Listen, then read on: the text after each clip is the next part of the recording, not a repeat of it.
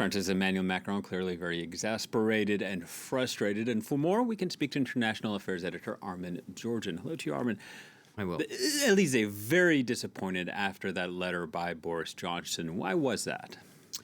Well, because that letter plays straight into French suspicions that Boris Johnson is keeping these tensions alive for domestic political purposes, essentially stirring up ill feeling towards France instead of trying to actually solve problems. And the French government has had the suspicion because of the way Johnson conducted himself in the fishing row and in the row over the Northern Ireland Protocol. So this didn't just come in isolation, what just happened this week.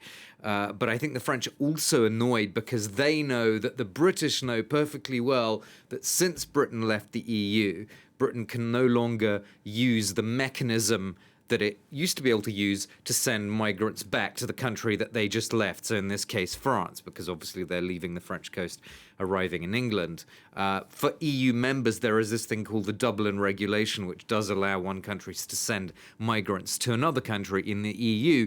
Britain cannot use that because that mechanism ended at the end of the transition period.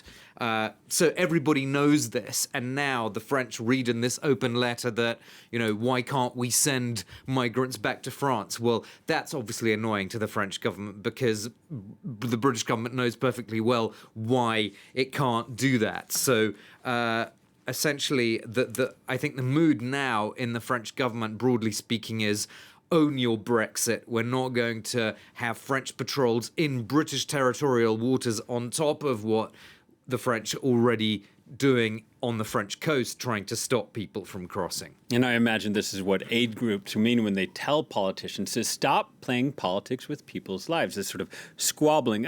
Let's look at this decision to disinvite the UK from Sunday's talks. How significant is that? Does that even matter?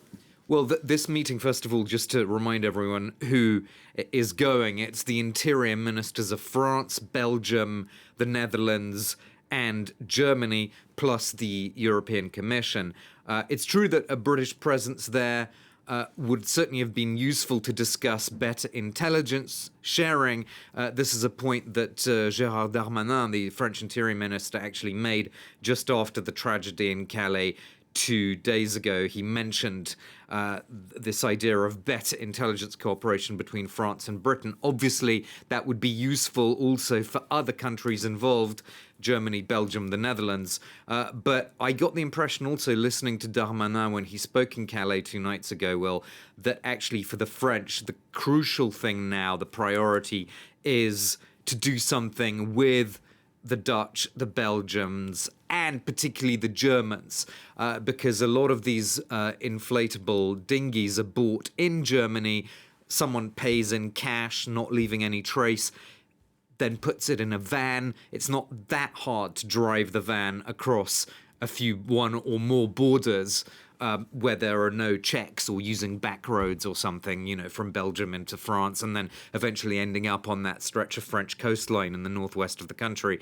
So I got the sense, listening to Darmanin, that for France, the priority now is really to do something, as I say, particularly with the Germans, but also with the Dutch and with the Belgian authorities.